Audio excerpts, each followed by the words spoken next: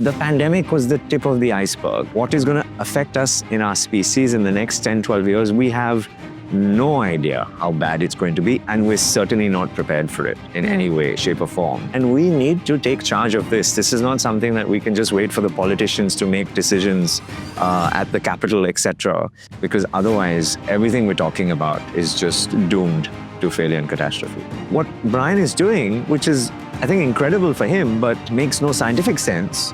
At best, this is pop science. At worst, it leads to a bad event for him, which I hope doesn't happen. What, according to you, is the best way to die? I don't know what the mechanism would be.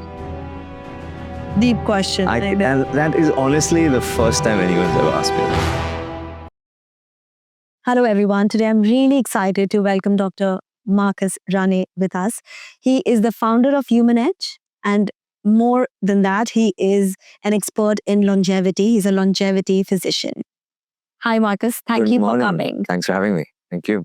So, Marcus, tell us, what do you do and what makes you so passionate about your current topic of longevity? So, I'm a student of biology. I think that's the easiest way of describing my career, because I have worn many hats, but all of them have always been focused on how can we just get the most out of our human bodies. Whether that was early days of being in the Air Force, looking at ultra high performance, part of various research expeditions to different parts of the world, again, studying biological body changes in different extreme environments, and now sort of pioneering and leading a human edge longevity protocol in India over the last 4 or 5 years. Ultimately, I'm on this quest, and I think so many of us are, which is that how do we deal with the frailties that become associated as we get older?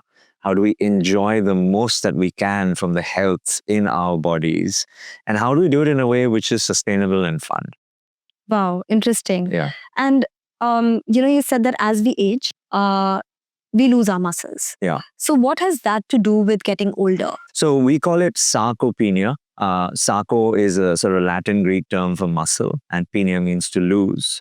So it's a very profound effect that affects both men and women more so because of the estrogen loss peri and post-menopause. But in men, it's also very significant as testosterone levels go down as well.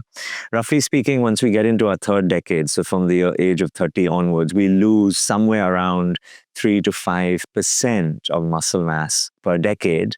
That might not sound a lot, but it's a lot when you compound it up, right? And muscle mass loss is not the same as strength and power loss. That's much bigger numbers as well. Okay. So it's something that we should each be very vigilant about. Why? Muscle happens to be metabolically the most active tissue in our body. Okay. It's where insulin receptors activate for glucose to be stored. It's responsible for the secretion of a number of hormones and chemicals which affect our mental health and our physical and our emotional health as well. So it's very important that individuals maintain muscle, especially as we get older, so that we can try and counteract some of the frailties that we see associated with old age. So is it possible to slow aging or say reverse aging? Slow aging, definitely. I think this terminology around reverse aging comes down to A, how do you define aging, and B, how do you measure and quantify aging? And there is no one single biomarker. There's no blood tests that you can go in and do and say, okay, that's my age. Okay. There are tests available now in market which quantify or try to suggest what your biological age is, but there are nuances and challenges associated with all of them. Okay. Right? So that's a bit of a problem, but definitely to sort of slow down the process of aging, because aging is a process. It is the single biggest risk factor for death, right? The older you are, the more likely you are to die. And aging is a process which has a decline. There are many cellular reasons for that, which we don't have to jump into today. But people should appreciate that because it's a process, you can technically take charge of that process and try and slow it down to your advantage. And there are many ways of doing so, which I think we're going to jump into. Yeah, so just to begin with, Yeah. do you think food choices, being a vegetarian, non-vegetarian, or vegan, has anything to do with increasing your longevity? Absolutely none. So the choice of food that you consume, whether it's a particular diet because of spiritual or cultural practices or because of sort of looking after the environment, it does not have a major effect at a population level or whether you live long or not. Okay. The most recent data which came out, in fact, I just wrote an article on this, which will come out in a few weeks' time. The single biggest contributor is how much you eat. How many calories or energy units are you putting into the body? That's the biggest thing, because we are currently living in a world where it's frankly calorific excess because of all of those social media and digital media applications where you could get anything on demand. So rule number one is watch how much you're eating. The second rule is then watch what you're eating. And when I say what, I primarily mean your macros, right? We in India, we're protein deficient. Yeah. So we really need to make sure we're getting that 1 to 1.5 grams per kilogram per day. It could be an animal source, it could be a plant source, it could be vegan, right? You just have to be more conscious because it's harder to get that volume into the body, but it's absolutely natural and healthy to do so. So that's your own particular choice. And then after proteins, we talk about good fats. Good fats, very important for cholesterols and hormones and all the other things that the body requires. Third is carbohydrates, which unfortunately we eat too much of in India. And the fourth is alcohol. And there is no benefit from consuming alcohol from a longevity perspective, right? So those are 4 major macros. Okay. And the third is then when to eat, right? And I think social media sort of flips this around. There's so much content out there around time-restricted eating, intermittent fasting, 5-2 diets, this water fast, that water fast, etc. The reality is 1, 2, 3. Okay. How much you eat, what you eat, and then when to eat. Okay. So to get an insight on the article, which is not yet out, how much should one eat? So it really depends on your body's consumption of energy. So in individuals who are very active, there, of course, they will need a higher energy demand. In individuals who perhaps are underweight or don't have enough muscle, they would need an increase in calorific demand. People who are currently suffering, and then flipwise, people who have metabolic dysfunction, who are overweight or obese, big number in India, who suffer from diabetes, insulin resistance, diabetes, or fatty liver disease. In these individuals, we need to actually burn more rather than consume more. So the answer is not a one-size-fits-all. It really depends on your body habitus. It depends on your goals and what your objectives are. And then we can calibrate how much energy your body really needs to consume. And once we have that number, then we can start to divide it, prioritizing the protein first, then the fat, then the carbohydrate. Absolutely. Okay. Yeah. So, people who don't have access to you or, the tests, etc., how do they determine? Because there's too much information out there. Every expert, they have their own calculation of suggesting how much protein, carbs, fat one needs. Like, how can a normal person know how much they need? Yeah. So online, there are many calculators which are now available that you can insert your current body weight, your blood data, if you have access to any of that, your height, etc., and also your activity level, right? And the simplest ones just ask you, do you exercise heavy, medium, or low? And based on those 4 or 5 parameters, they're not too bad in guesstimating what is the amount of energy that your body needs to consume every day.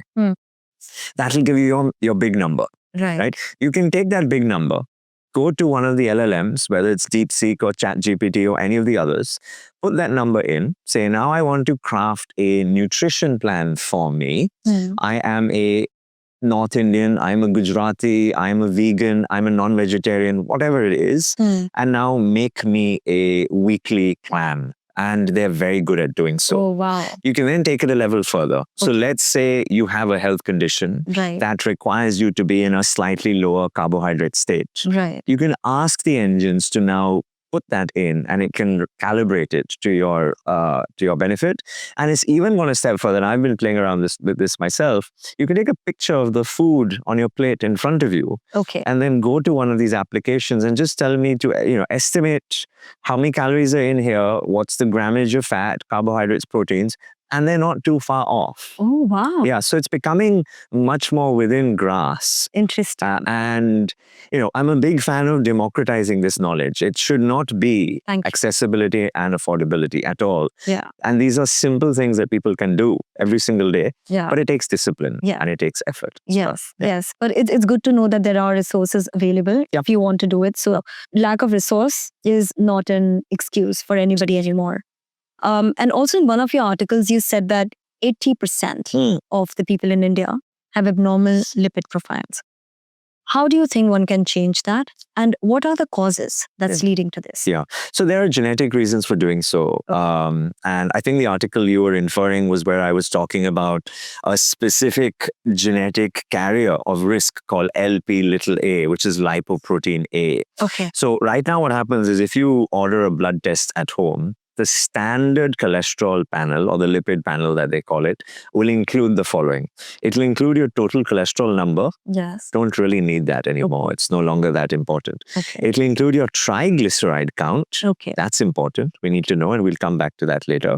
And then it will tell you within your cholesterols, what is the breakup based on density, i.e. how light or heavy the cholesterols are, for your HDL, your LDL, your VLDL, etc. Right? Most people would have seen that on their panels. Now, the old school of thinking used to be that LDL was bad cholesterol and HDL was good protective cholesterol, and you need to know your total cholesterol number.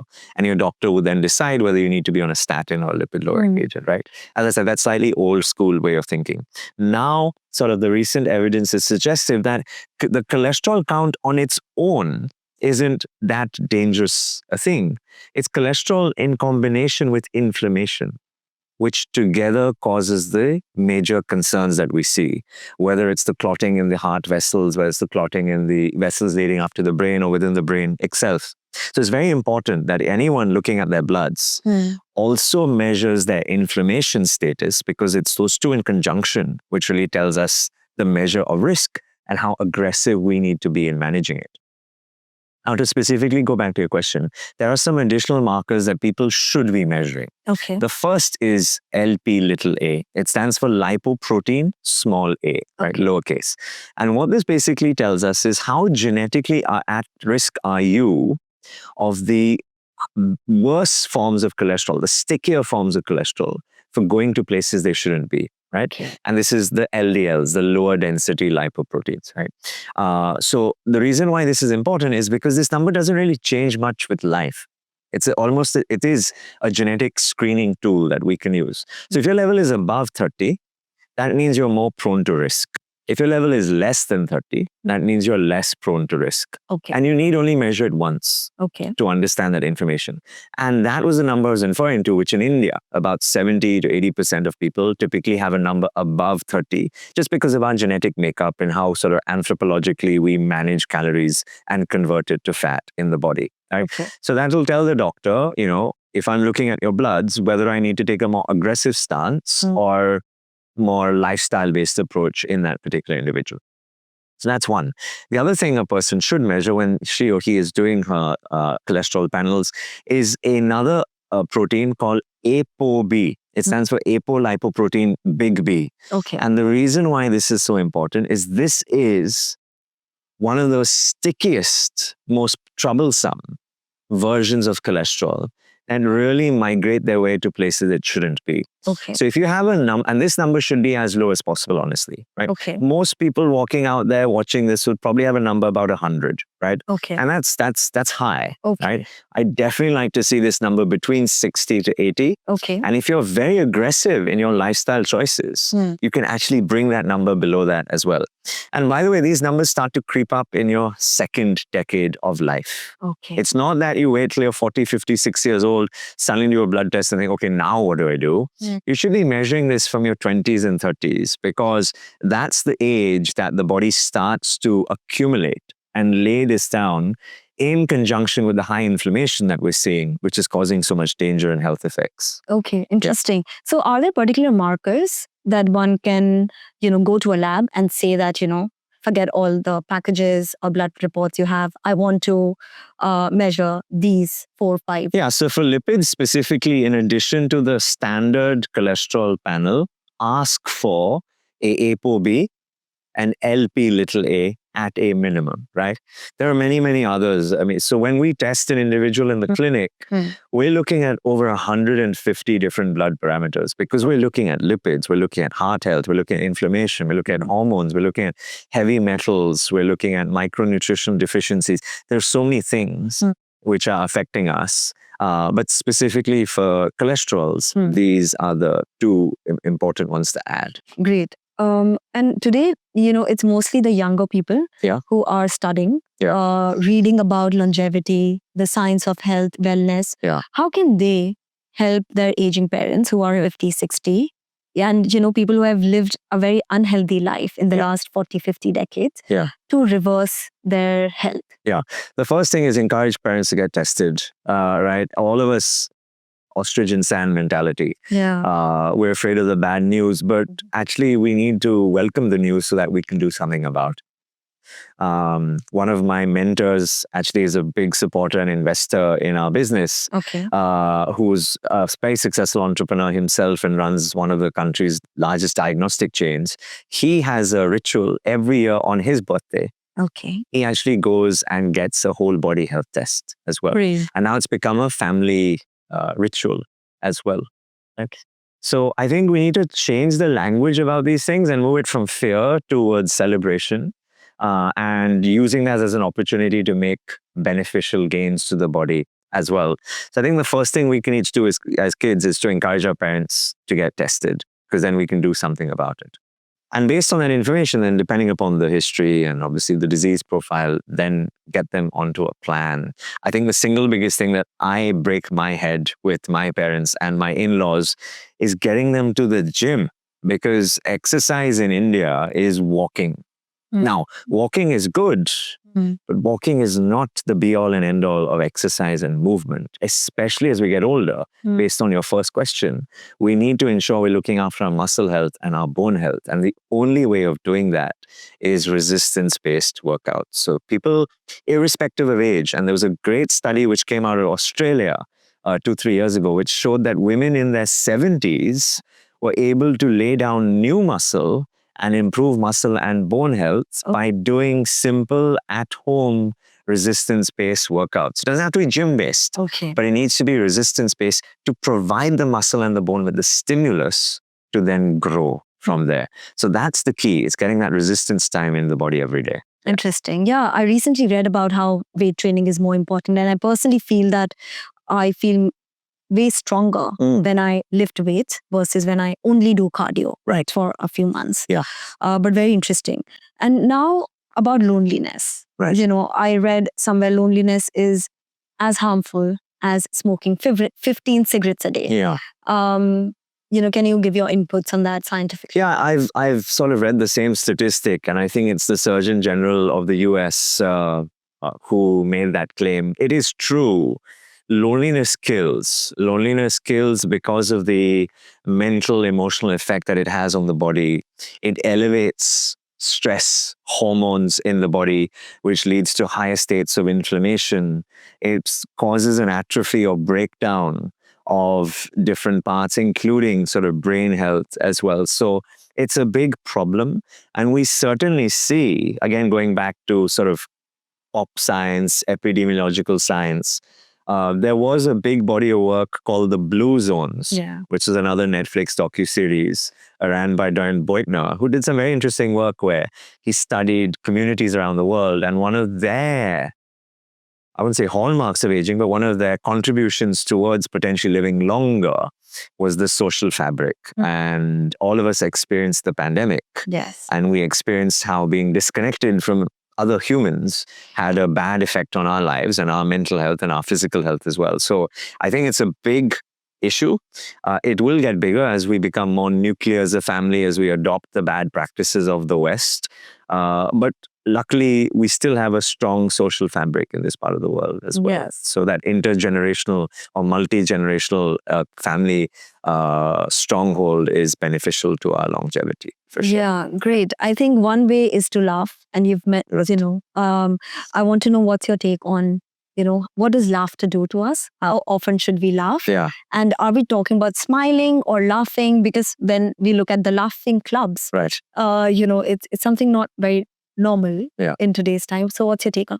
Look, I think the more laughter, the more joy in life, the better. And spending time with friends is something which I certainly consider in my longevity toolkit. And I make sure that we sort of build that in. There are many beneficial effects of laughing, from sort of secretion of endorphins to oxytocin being the hormone that brings people together, endorphins being a hormone that makes us feel elated and happy, and dopamine, all kinds of things as well.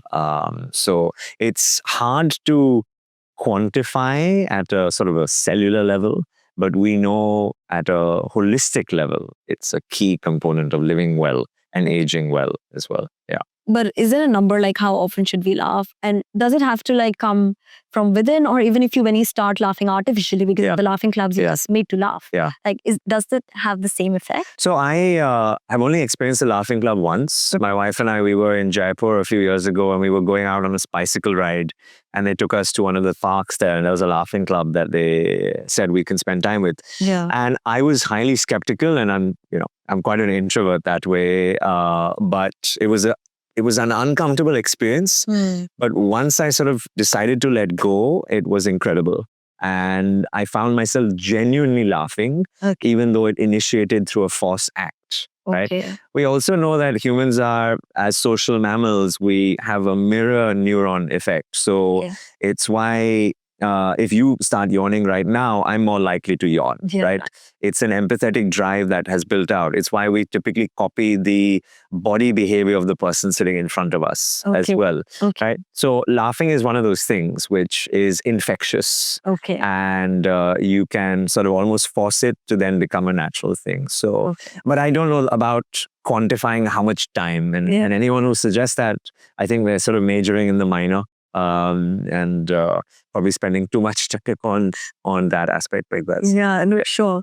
And according to you, how much money does one need to live as per the longevity principle? Because it's a new concept, but from what I see, I think it looks very expensive from the outside. I don't think there's any correlation between money and longevity. I have had and have patients and clients who are, some of the richest in the country, and their health certainly does not reflect that, and vice versa. I have traveled to parts of the world where I've interacted with people who we would consider to be financially poor, but they have some of the best lives, and certainly I am in envy of them when I interact and meet with them. So I don't think the two equate with one another.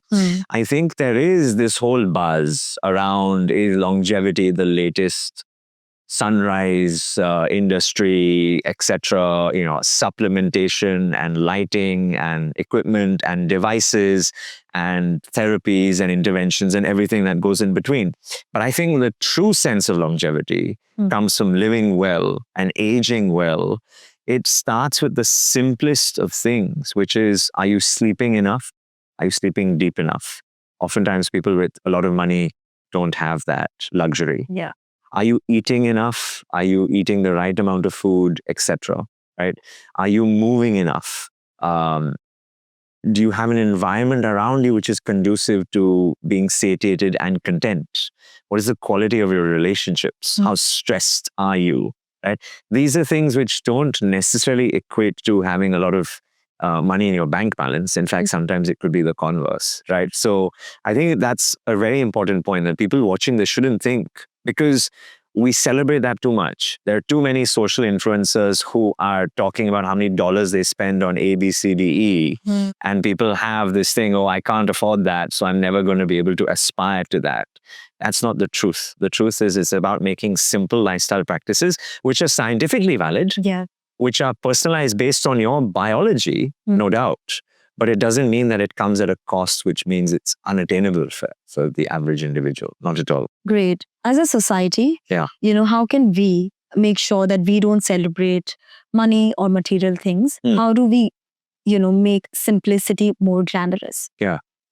I mean, I wish I knew. It's something that at home, at least, we talk about a lot, and we sort of try and role model it to our children. Hopefully, they will imbibe some of those practices. But I think too much of the celebration that happens online is because of sort of the projection of wealth, and social media specifically over the last 10, 12 years has curated these very artificial life experiences, which people then expect to be the norm when they're very much not the norm. So I think it is important, but I certainly don't have an answer. Yeah, no, I appreciate it. Yeah.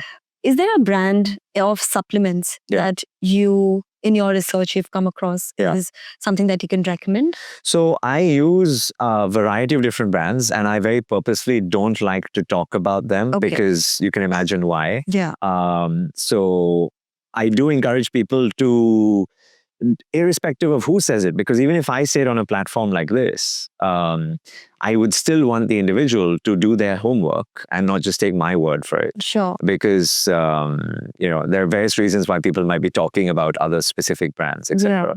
Yeah. But what's nice to see is that there has been an explosion in this segment over the last few years. It comes at a cost because regulation is a challenge. People are overwhelmed and confused. But the benefit is that there are many entrepreneurs, and I interact with many founders on a weekly basis, who are genuinely looking to do the best that they can for people and investing the time, energy, and effort in producing good quality produce from India, which is reasonably affordable for people to consume.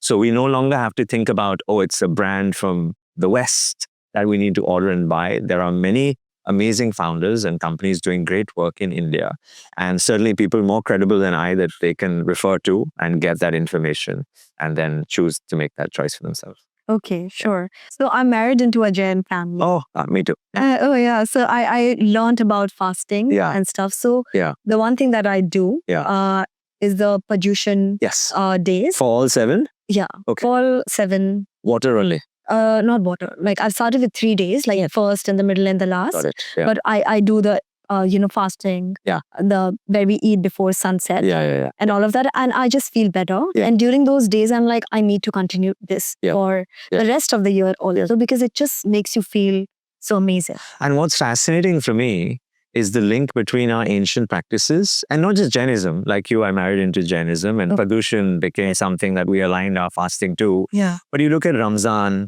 you look at Judaism, you look at Christianity, Buddhism, all of these practices, and beyond religions as well, right? Other sort of dogmatic practices. Yeah. Fasting is a component. Okay. It's almost like we knew that a period of abstinence has a beneficial effect on the body, and now the science is catching up, and we're doing all this experimentation, etc. But it's deeply fascinating how these things exist. And that's why we have experts like you who can put numbers and data behind the science that we've been following for thousands of years, not just hundreds. So it's really important, and it's good that people today don't just accept that, okay, if this is something that we've been following, we'll continue to do it.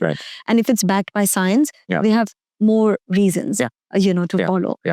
So my next question was like, what role does pollution play in longevity? Pollution? Yeah. Huge, unfortunately. I find it very frustrating, in fact, because the numbers are very scary, right? Living in a city like Bombay is the equivalency of smoking 10, 12 cigarettes a day. Delhi is 20, 25 cigarettes a day. And all of the good work that I try to do as a practitioner, not just for self, but for everyone who I work with, including, my children, seems to be undone by the systemic practices of bad environments. And in environment, I will include air quality, I'll include sound quality, I'll include water quality, all of these things which are toxins polluting our body and leading to so much ill health and bad health because of it. I've most recently contributed a chapter to a global book, which I think is going to be published next year, where I've been talking about, because I have been doing this for many years, the climate crisis is a public health emergency. The pandemic was the tip of the iceberg. What is going to affect us in our species in the next 10, 12 years, we have no idea how bad it's going to be, and we're certainly not prepared for it in any way, shape, or form. Cardiovascular disease, respiratory conditions, new virulent toxins which are going to be released into our biosphere because of the melting of the ice caps and the permafrost, because our immune system has not been exposed to that for hundreds of thousands of years, going back to millions of years. There is going to be a cascade of effects, and we need to take charge of this. This is not something that we can just wait for the politicians to make decisions at the capital, etc., because otherwise everything we're talking about is just doomed to failure and catastrophe. What I fail to understand is, you being researching on this. I constantly have this conversation at home with my husband and say that why do we have to live here when we know that, today, if we are ready to live a simple life, air quality matters so much, and water and sound and, the lifestyle. Why are you still living in India and in Bombay? Because of the practicality and the enjoyment, right? My parents live here. My in-laws live here. My friends are here. My children were born here. My wife and I, we actively chose to move here after professionally training in other parts of the world. And, we have a certain sense of love for the culture and stuff around us. And what frustrates me is that it shouldn't be a binary decision to say, I'm going to leave my home because of the poor environment around. It should be that actually we can augment our home through better environmental decisions, and therefore it shouldn't be a choice for that, because it's not so easy to just go up and live up. I'd love to live in the mountains, by the way. The ideal setup for me would be 3 months in Ladakh, 3 months in Goa by the beach, and then 6 months maybe moving between cities and working. Why not? But that shouldn't be the decision that we have to be forced to make. Instead, I'd rather we escalate these conversations to a point that fabric of society changes and we do something about it so that we can continue to live in the place that we want to, but not be subjected to the harms around us because of it. Yeah. That's true. You know what? Like, while, I've been thinking about this pollution in India, whether or not this is the best place for me and my, daughter, one thing that I research is what kills you is not the air pollution, but more so like loneliness or emotional, unhealthy emotional state or mental state. Right. Kills you more than the pollution. Yeah. And they did some research on this. Yeah. So, that makes me think that, okay, this is where, we have a community and a family, and probably the air pollution can be dealt with. Right.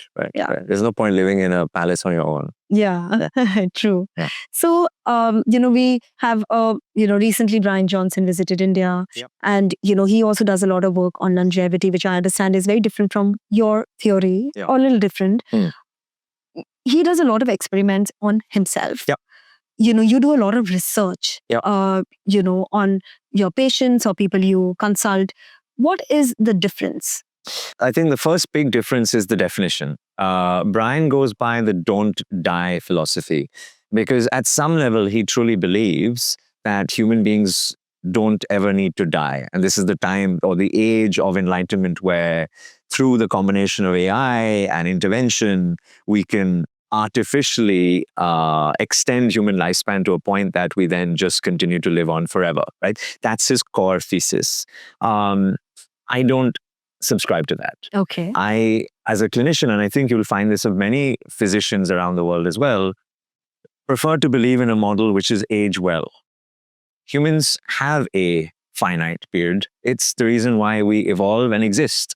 Perhaps the greatest adventure of all is death. I know a lot of us are scared of it, myself included, but that doesn't mean we should run away or try and evade it in some way or shape or form. Now, we would love to have a life which is well-lived and long. Of course, that's everything we wish for everyone. So how do we create a method, a mechanism where people age better and don't have frailty and decline for many, many years, but actually enjoy the benefits of good health for those years until eventually there is some sort of terminal event. So the first difference is the definition. Don't die versus aging well, right? The second is, like him, I'm a big experimenter myself. I'm constantly, you don't believe me, talk to my wife and friends, right? I'm constantly doing some experiment on myself. It might be a new therapy, it might be a new intervention, it might be a new supplement, it might be a drug, all these things. I'm constantly experimenting, but I do them one at a time. I do them looking at biological data before an intervention and then after the intervention to see what's working for myself. I do it based on what's published in the literature.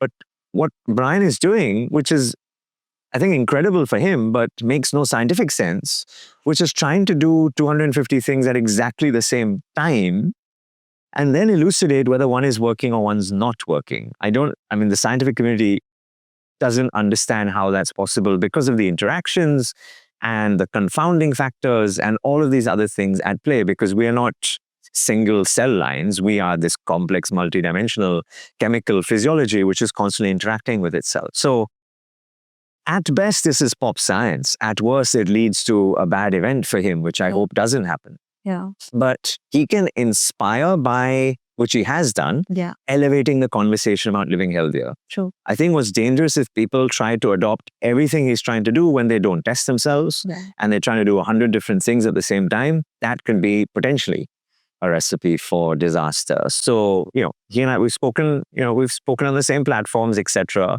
I like the fact that he's made this a conversation that people can have on at the dinner table, but I am hesitant to prescribe the lifestyle that he leads. No, it's healthy to have two different viewpoints on a subject that's just picking so much interest now. Yeah. So the world can get the best of the outcome. Yeah. What, according to you, is the best way to die? In your sleep? Running? I won't know the mechanism. All I would say is that hopefully it's one where you feel like you've lived a fulfilled life. I don't know what the mechanism would be.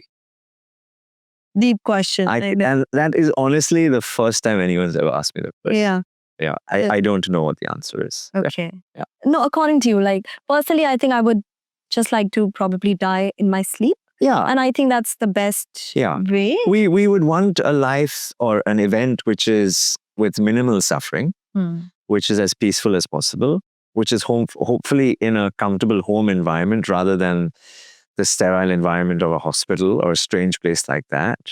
My wife Raina and I, we often talk about resuscitation and do we reach a point of disease or life where we don't want resuscitation to happen, i.e. what we see on TV, the pounding of the chest, which, let me tell you, is much more successful on TV than in real life, right? Okay.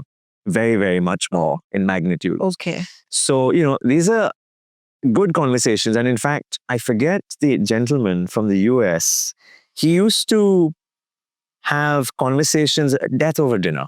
That's his platform, right? He talks about death over dinner. And it started as this grassroots movement in the US where strangers would come together over dinner at his home and they would have conversations about what does dying well mean? How do you prepare for death yourself and your family? Yeah. Including funeral planning, intergenerational wealth transfers, will writing, all of these things. And it's a taboo subject. Yeah. It's something we will each experience. Yes. But it's a taboo subject. Yeah. And I'm glad you brought it up because hopefully people watching this may think about having that conversation with their partner or their parent or their spouse or loved one, or maybe just reflecting for self and making some plans around it. Accepting that it is inevitable and let's prepare for it. Yeah. According to you and practically, what do you think can change in the world and how can some change come so the world becomes a healthier place? Do you think it is something that needs to come into the society through political pressure? Right. Or do you think this is something that needs more social awareness? It's a good question. I'm not sure what the relative contributions of each would be. I think given the direction of technology, particularly AI, I think that could potentially be one of the largest game changers out there.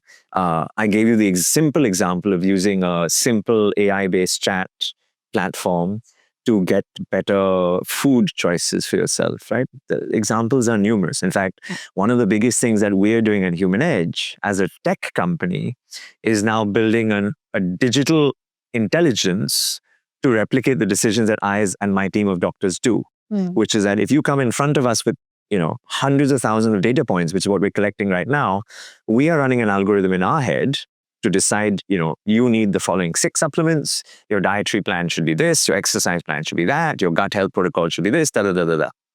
we are now converting that into a digital intelligence layer so that we can hopefully in the next year or so democratize that and make that available for other people to have the same journey so that accessibility and affordability does not become the choke point. Right? True. So I think tech has a big role to play in society, number one. I think what we have seen over the last 15 years through social media is that movements can apply enough political pressure to change things. The Arab Spring being a big case study around that, right? What we've seen around Brexit and the political environment in the West and the movement that is taking more towards, certain political pressures. So I think these platforms around content, community sharing can help propagate ideas which could be beneficial and hopefully raise it to a point that the people in power start to realize that this is a big thing and they need to get behind it and make change. So I think that has a big role to play as well. And I'm very excited about the entrepreneurship movement. I think, more and more young people, half our age, are dedicating their careers towards starting new businesses. And a lot of those are healthy food practices, good quality products, ways of moving and exercising better, things for children. There's so many things that, I truly think that India in the next few years could take advantage of this to overcome our biggest pressure, which is a big population which is sick and unhealthy, which is where we are today. I completely agree. Yeah. And I think what we're trying to do here is bring social awareness. Right. So we can encourage more people, give people to start businesses, think around like that, bring that lifestyle into their homes. Yeah. But I also do think that a political, involvement can bring a sudden change. Right. When we, see when plastic was banned overnight. Absolutely. It just vanished from, the stores and things like that because of the fear. Yeah. And, fear plays a very, very important role. And I hope that, these conversations, as you said, reach the ministry, for them to make the right choices about banning ingredients. Yeah. So I have a question for you. My Hindi is terrible, but let's say the Prime Minister or a member of senior parliament is watching this. If we had to use or capture this essence of longevity and make it an India slogan, what would that be? How would we craft that? That's a great question. Maybe a viewer might come up with it and write or send it in. Yeah. Because if we have a catchphrase, I think the world works well if there's a catchphrase or a hashtag. Yeah, a hashtag that can go viral, something that we can, reach our decision makers. Yeah. And again, if you could address to the health ministry, if there are few things that you could change the policies of a country, what would they be? Number one, make movement easier, right? We're living in a city right now where if I wanted to walk here from home, I can't. Completely agree. We have to change that. We're celebrating building tunnels and coastal roads and all that. That's great. Okay, commuting is great. Yeah. Green vehicles, all that is great. But make it easy to walk, make it easy to cycle, make it easy for us to move more without relying on the public infrastructure and transportation. I think that's the single biggest thing we need to do. The second is make healthier food choices easier and cheaper for us. We have far too much energy and venture capital money going behind convenience platforms on an app, which can get you X calories, which are terrible for the body. True. Educate, create incentives, do something, but make healthy food choices easier and cheaper for people. It's not that we don't grow them in India, right? We have them. We just aren't creating them in an environment where people can consume them because there are too many other things at play as well. So that'd be the second big thing that I would suggest. I think the third has to be the environment. As you already brought up on the show, we have to ensure that the air quality, the water quality, the sound levels, the light levels, all of these things are conducive to living healthier. Otherwise, they will negate and in fact reverse all the good work that we're trying to do. So those would probably be the three big things that I would certainly do if I was the health minister of India. Yeah. Well, we definitely need ministers who think like you. And if there is a place in the Ministry of... Well, I mean, Prime Minister Modi, if you're watching, I'm ready for the job. You can take my phone number and I'll be there in a heartbeat. I'll vote for him. Yeah. Now coming back to, smaller institutions like our schools, our kids go to school. What are few changes that you could, suggest institutes make, at the children level, like, school going people, so they can think about health and implement that? Yeah, absolutely. I think the first thing is what are we feeding our children? So what's good to see is that increasingly schools are providing meals for the kids. I think we need to be a little bit more conscious in terms of what that food is, and specifically protein. Right. Okay. Look, the schools are doing great jobs. Both of our kids go to excellent schools, and they're doing an amazing thing. But I think the kids can have more protein. So let's get more protein into the kids, and let's make sure they're eating well. Step number one. Step number two is getting them to move more. Growing up, we used to have PT, as we call it in those days, PE, now they call it, etc., every single day.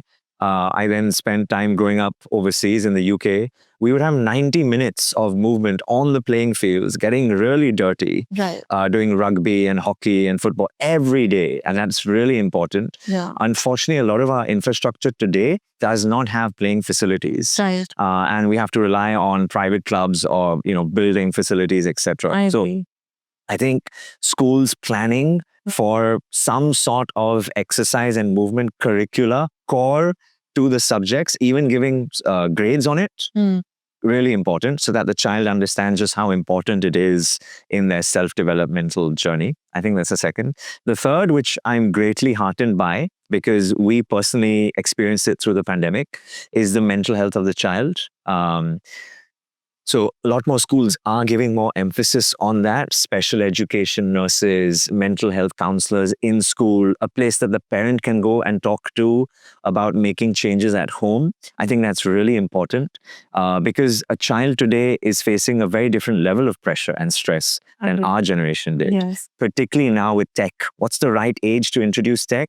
And how do we create guardrails around it to protect the child, because we've all heard of really scary stories when it's gone wrong. So I think these are three big areas, the food, the movement, and then sort of mental health and tech, which is key. I think the fourth is encouraging the parents to be the role model, right? So the single biggest person that a child will learn from in life are the parents and who they spend time with. So ensuring that the parents understand their responsibility around role modeling these things, whether it's the choice of holiday, whether it's the type of media which is consumed at home, whether it's something as simple as, do you have a bedtime? Like, we're very strict at home. 9 p.m., Alexa goes off and it tells us it's time for bed. That's a public service announcement in the Ranney household, right? So how do we get more families attuned to these things so that they can role model it for the kids, and it slowly becomes a lifestyle practice, a second discipline for them? That would be amazing. And I completely agree with you on all 4 points, and it should be mandatory. I think more like somebody like, you need to do this, and instead of, I think that if you have like a strict protocol that this needs to be done, that's when things happen. So if I were the principal of a school, I would send, a person in every household to check if this is happening or not. I also heard you mention that the lifespan of people is increasing by 50%, but at the same time, the diseases are also on a rise. What's the reason behind this? So the numbers as follows. McKinsey, a consulting firm, published this data a few years ago. So they studied the average lifespan across the world from the year 1960 to the year 2019, right, before the pandemic, because the pandemic dragged it down. There was a 19-year extension in lifespan globally. Some countries like India obviously went much faster than that. Other countries in the West were slower, but the average was 19 years. Why? Number one, the elevation of people from poverty in China and India meant that the infant mortality and the maternal mortality rate went down significantly. So it raised the average. The second was much better, cleaner, safer surgical practices. So less people dying in surgery, better advancements in surgery, etc. And the third was the dissemination of generic molecules to control lifestyle diseases like antihypertensives, anti-diabetics, anti-cholesterol med, etc. Right? So these have really helped, and we've gotten to 19. Now, are we going to be able to maintain that momentum going forward? No, unless there's a massive biotechnology revolution, that's certainly not going to happen. And we should celebrate the advancements we've made. But when we dig below the data, it's also showing, and that goes to the 50% number that you were suggestive, is that the average individual is spending over half of their life in sick and moderate health. Okay. So we are living longer. Yeah. But we're living longer with more disease. Right. So the morbidity and the cost is significantly higher. Countries in the West, like the USA, if I asked you to guess how much they spend on their healthcare budget last year, what would be a number that you think would be the case? I don't know if it's in trillion or late billions. I wouldn't. It is in the trillions, plural. It was almost $5 trillion, higher than our GDP. Right. So, and that number is equally equivalent for many of the Western counterparts as well across Europe, UK, etc. So the point being that we are a population of 1.4 billion. We today have an average age of 27, 28 years old. So we think about the population of India as a demographic dividend. But the average Indian today is already beginning to see the signs of his or her first disease. I see that anecdotally in practice every day. And certainly you look at the macro data, it's showing the same thing. Diabetes capital, fatty liver disease capital, hypertensive capital, heart disease capital, cancer capital, mental health capital, etc., right? So we cannot afford to go down this journey like the West has done, right? We will not be able to afford the journey, right? So we have to fix this now. And this is the decade to fix it. If we lose this decade, it's over. Because the 27 in 10 years' time is going to be 37 with 2 to 3 to 4 multiple comorbidities. And that's a spiraling cascade from that point on. Yeah, right. You know, cancer, diabetes, and all the rest of the diseases you just mentioned has become a household name today in India. Unfortunately, what do you think is causing this in a country like India, where we have the community aspect? The country is growing in terms of the affluence. People are making money, and we're no longer living in poverty as much as we did earlier. Education is there. I think and we have a culture. We have an ancient, Ayurvedic, Vedic, knowledge that's been passed on to us. That could be protecting us. But still, these numbers are on a rise. What do you think is the reason for that? And how do you think we can stop this now so that we don't lose this decade? There's one word, it's all lifestyle. These are all lifestyle diseases. The heart attack at 70, or not even 70 anymore, 50 started when you were 14 years old. The diabetes at 40 started when you were 20, right? These are all poor lifestyle choices, which we have because of the affluence, convenience, pollution, all of those things that you just described, on the basis of a very, unfortunately, poor genetic makeup. Because we have evolved to live in an area of scarcity, and our bodies naturally translated that in the ability to store away fats. And now we suddenly live in a world of abundance and excess. And that's leading to all these lifestyle villages. So is it right to say that the simpler you make your life, the longer you're going to live? Most probably. Yeah, makes sense. Okay. Now, according to you, what are the top 3 things that we can follow from the Netflix series, The Blue Zones? Right.